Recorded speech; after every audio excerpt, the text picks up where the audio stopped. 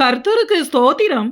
ஐரோப்பிய நாடுகள் இப்போது மிக பயங்கரமான வெப்பத்தினால் சுருண்டு போய் கிடக்கின்றன. இதற்கு அறிவியல் ரீதியாக பல காரணங்கள் கூறப்பட்டாலும் சமீப காலமாக கர்த்தரின் தேசமாகிய இஸ்ரவேல் தேசத்தையும் கர்த்தரால் தெரிந்து கொள்ளப்பட்ட ஜனங்களாகிய யூதர்களையும் அதிகமாக ஐரோப்பிய நாடுகள் எதிர்த்து தங்களுடைய அரசியல் ஆதாயத்திற்காக இஸ்ரேலுக்கு விரோதமான கண்டனங்களையும் தீர்மானங்களையும் பொருளாதார தடைகளையும் கொண்டு வந்ததாலேயே வரலாற்றில் இதுவரை இல்லாத அளவிற்கு இப்போது ஐரோப்பிய நாடுகளில் வெப்ப அலையினால் பெரும் அழிவுகளும் மரணங்களும் பொருளாதார இழப்புகளும் ஏற்பட்டிருக்கின்றன. எப்படி என்று இந்த பதிவில் பார்ப்போம். முதலில் தற்போது ஐரோப்பிய நாடுகளின் மோசமான வெப்ப சூழ்நிலையை பற்றி பார்த்து விடுவோம். ஐரோப்பிய நாடுகள் என்றாலே ஐரோப்பா கண்டமே முழுவதும் குளிர் பிரதேசங்கள் தான். நம்மை போன்ற ஆசிய நாடுகளில் வெப்பம் என்பது பழகி போன ஒன்று. ஆசிய நாடுகளில் உள்ளவர்களின் உடல் அமைப்பையும் அதாவது தகவமைப்பையும் அதாவது ஆசிய நாடுகளில் உள்ளவர்களுடைய அந்த பாடி ஸ்ட்ரக்சர் எல்லாமே வெப்பத்தை தாங்கக்கூடியவாறே தேவன் உருவாக்கியிருக்கிறார். ஆனால் Britain, France, Italy, Germany, Spain இன்னும் இவை போன்ற ஐரோப்பிய நாடுகளில் உள்ள மக்களால் இயற்கையாகவே அவர்களால் வெப்பத்தை தாங்கிக் கொள்ள முடியாது. இதனால்தான் முந்தைய நாட்களில் ஐரோப்பிய நாடுகளிலிருந்து இந்தியா, இலங்கை போன்ற நமது நாடுகளுக்கு மிஷனரிகளாக வந்தவர்கள் இங்குள்ள அதிக வெப்பத்தை தாங்க முடியாமல் மிகவும் கஷ்டப்பட்டு கொடூர நோய்வாய்ப்பட்டு இரத்த சாட்சிகளாக இங்கேயே மரித்து போயிருக்கிறார்கள். ஐரோப்பிய நாடுகளில் குளிர்கால வெப்பநிலை என்பது 0 டிகிரி செல்சியஸிலிருந்து -20 டிகிரி செல்சியஸ் வரை கூட குறைந்துவிடும். கோடைகால வெப்பநிலை என்பது 16 டிகிரி செல்சியஸிலிருந்து ஜஸ்ட் 27-28 டிகிரி செல்சியஸ்குள்ளேயே இப்படி தான் இருக்கும். நம் வீடுகளில் நாம் பயன்படுத்துகிற ஏசியின் டெம்பரேச்சர் தான், அதாவது அந்த அளவுக்கு தான் அந்த கோடை காலத்தில் கூட அங்கு குளிராகத்தான் இருக்கும். குளிர்ந்த சூழ்நிலை தான் ஐரோப்பிய நாடுகளில் இருக்கும். எனவே வழக்கமாகவே அந்த நாடுகளின் மக்கள் ஏசியை பயன்படுத்துவது இல்லை. அதற்கான தேவையும் அங்கே இருந்ததில்லை. அப்படிப்பட்ட நாடுகளில்தான் இப்போது ஆசியாவின் வெப்பமண்டல நாடுகளை விடவும் அதிகமாக கொடூர உஷ்ணம் அக்கினி ஜுவாலையாக எரித்து கொண்டிருக்கிறது. வழக்கத்தை விட 20 டிகிரி செல்சியஸ் வெப்பம் அங்கே அதிகரித்திருப்பதாகவும், அதாவது 45 டிகிரி செல்சியஸுக்கும் அதிகமாக கூட அங்கே அதிக வெப்பமாக இருப்பதாக சொல்லப்படுகிறது. இந்த அதீத உஷ்ணத்தினால் பல ஆயிரம் மக்கள் இறந்து போய்விட்டதாகவும் சொல்லப்படுகிறது.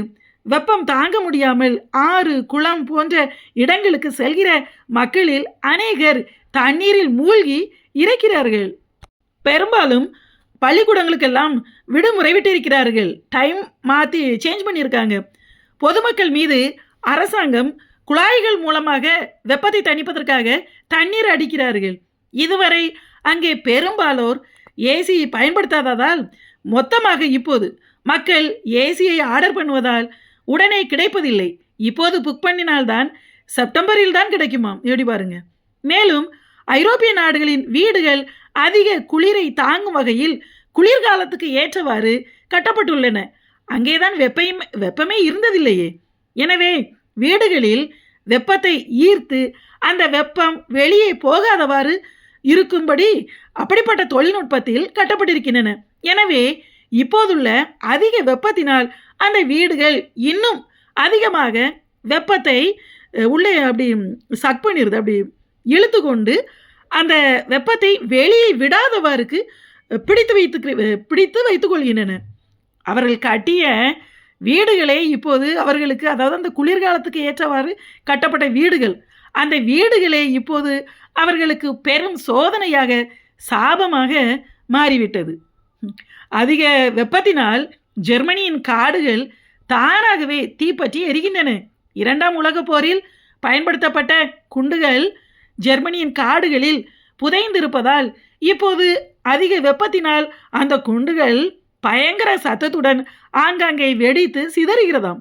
இதனால் ஜெர்மனியின் காட்டு தீயை அணைப்பதற்கு தீயணைப்பு வீரர்களால் போக முடியாத சூழ்நிலை ஏற்பட்டிருப்பதாக சொல்லப்படுகிறது.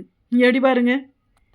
பிரான்ஸ் போன்ற ஐரோப்பிய நாடுகளில் அதிக உஷ்ணத்தினால் தார் ரோடுகள் உருகி ரயில் தண்டவாளங்கள் கூட உருகிவிட்டதாம். இதனால் பல கோடி பொருளாதார நஷ்டங்கள் அரசாங்கங்களுக்கு ஏற்பட்டிருக்கிறதாம். இதனால் பல சாலைகளை பிரான்ஸ் அரசாங்கம் மூடிவிட்டது.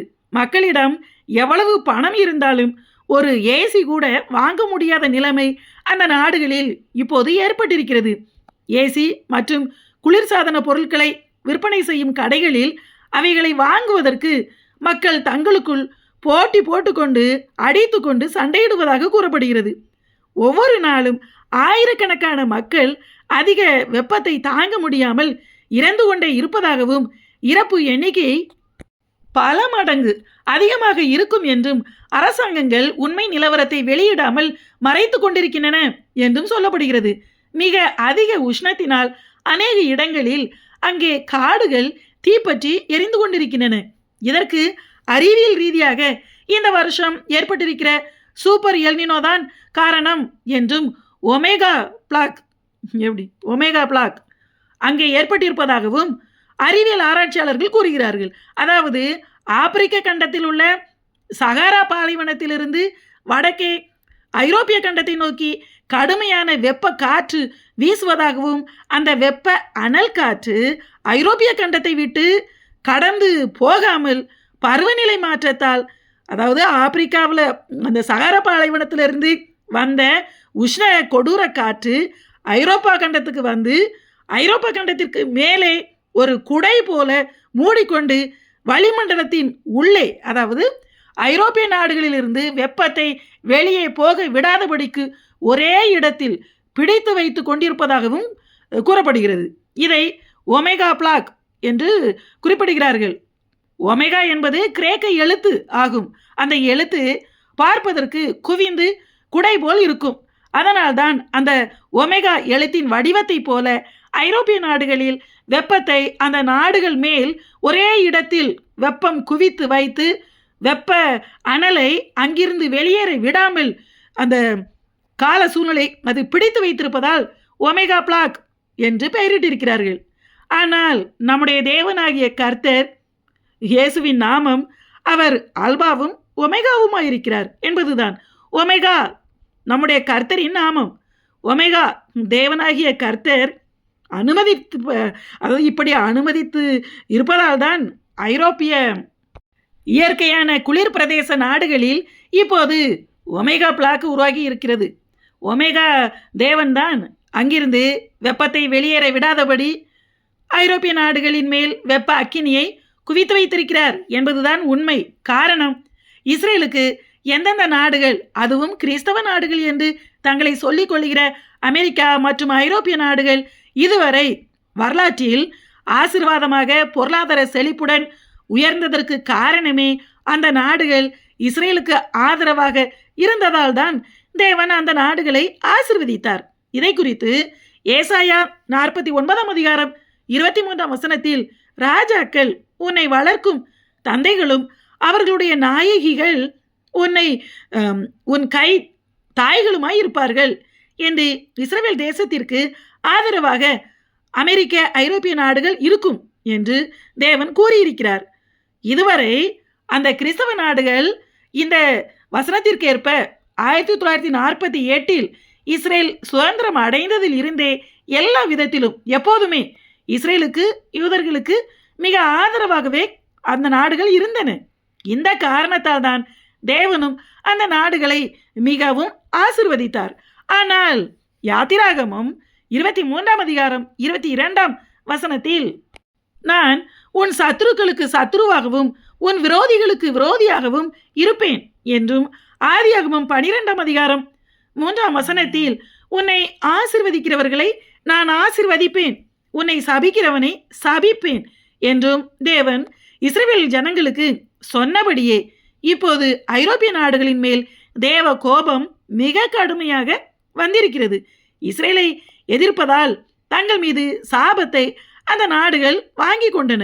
அகதிகள் என்கிற பெயரில் ஏராளமான இஸ்லாமியர்களுக்கு ஐரோப்பிய நாடுகள் தங்கள் நாடுகளில் இடம் கொடுத்து அவர்களுக்கு குடியுரிமையும் ஓட்டுரிமையும் கொடுத்ததால் இப்போது ஐரோப்பிய நாடுகளில் கிறிஸ்தவர்களின் எண்ணிக்கையை விட இஸ்லாமிய அகதிகளின் எண்ணிக்கை அதிகரித்து அவர்கள் ஓட்டளிக்கும் உரிமையையும் பெற்றிருப்பதால் ஐரோப்பிய நாடுகளின் அரசியல்வாதிகள் அங்கே இஸ்லாமியர்களின் ஓட்டு தங்களுக்கு இருந்தால் மட்டுமே தேர்தலில் ஜெயிக்க முடியும் என்பதால் அவர்களை பிரியப்படுத்துவதற்காக இன்றைய நாட்களில் இஸ்ரேலை மிக கடுமையாக எதிர்த்து பகைத்து விட்டார்கள்.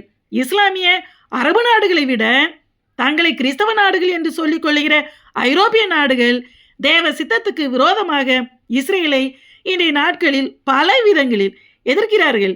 இஸ்ரேலை இரண்டாக பிரித்து பாலஸ்தீனம் என்கிற ஒரு இஸ்லாமிய தீவிரவாத நாட்டை உருவாக்கி அதற்கு தலைநகரமாக ஜெருசலேமை கொடுக்க வேண்டும் என்றும், இஸ்ரேல் மனித உரிமை மீறல் செய்கிறது என்று பல யூத தலைவர்கள் மீது பொருளாதார தடையை ஐரோப்பிய நாடுகள் போட்டிருக்கின்றன.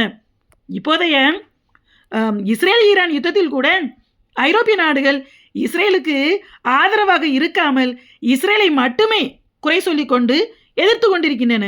இதனால்தான் தேவன் ஐரோப்பிய நாடுகளின் உச்சந்தலையில் நறுக்கென்று கொட்டு வைத்திருக்கிறார்.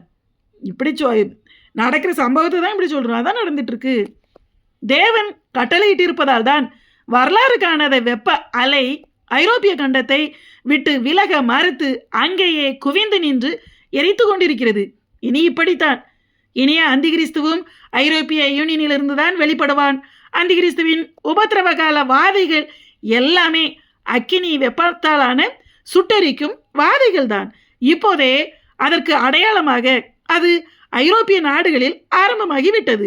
உபாகமம் 32 அதிகாரம் 22 வசனத்தில் என் கோபத்தினால் அக்கினி பற்றி கொண்டது, அது பூமியையும் அதன் பலனையும் அழித்து பர்வதங்களின் அஸ்திபாரங்களை வேக பண்ணும் என்றும், யோனாவின் புஸ்தகம் 4 அதிகாரம் 8 வசனத்தில் தேவன் உஷ்ணமான கீழ்காற்றை கட்டளையிட்டார் என்றும் எழுதியிருக்கிறபடி ஐரோப்பிய நாடுகளில் சஹாரா பாலைவனத்தின் கொடூர உஷ்ண காற்றை வீசும்படி கட்டளையிட்டு அது ஐரோப்பாவை விட்டு வெளியேறாதபடி ஐரோப்பாவின் உச்சந்தலை மேலேயே ஒமேகா பிளாக் போல் குவிந்து நின்று உஷ்ண வெப்ப அக்கினி ஐரோப்பிய நாடுகளை எரித்து வறுத்தெடுக்கும்படி தேவன்தான் இப்படி கட்டளையிட்டிருக்கிறார். இதை சந்தோஷமாக நான் சொல்லலை. இஸ்ரேலை பகைத்து இஸ்ரேலை எதிர்க்கிறவர்களுக்கு தேவனே எதிரியாகவும் சத்ருவாகவும் இருந்து அவர்களை சபித்து கொடூரமாய் பழி வாங்குவேன் என்று தேவன் தான் இப்படி கூறியிருக்கிறார். அதைத்தான் சொல்கிறோம். ஆமென்.